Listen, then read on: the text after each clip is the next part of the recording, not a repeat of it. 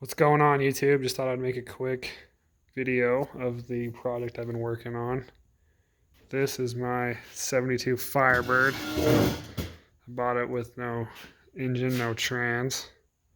Originally it was a 350 car, according to the VIN. This video might piss a lot of people off.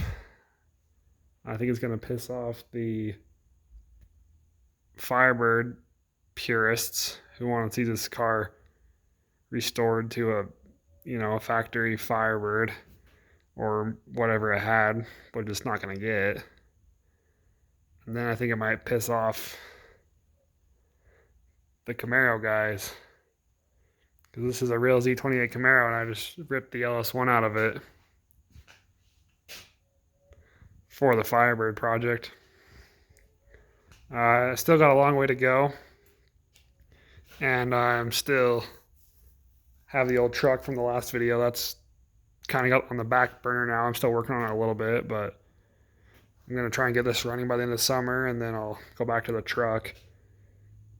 Right now on this, I'm just about to do gaskets on it. I did the oil pan gasket, had a pretty bad leak, and then this is an LS1 if you don't know already, a 5.7 LS1. And then I'm going to do some other gaskets on it and maybe a couple sensors before I put the intake back on and put it in the car. I have a 4L60 trans for it too, right here. I really wish it was a T56 car, but this is the cheapest car I could find.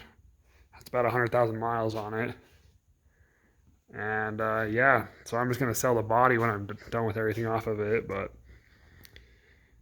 should be pretty sweet when I get it running. LS1 72 Firebird. Still needs a lot of work, obviously, but I love the 70 to 73 Camaro and Firebird, so it should be worth it in the end. Yeah, thanks for watching. Comment, rate, subscribe.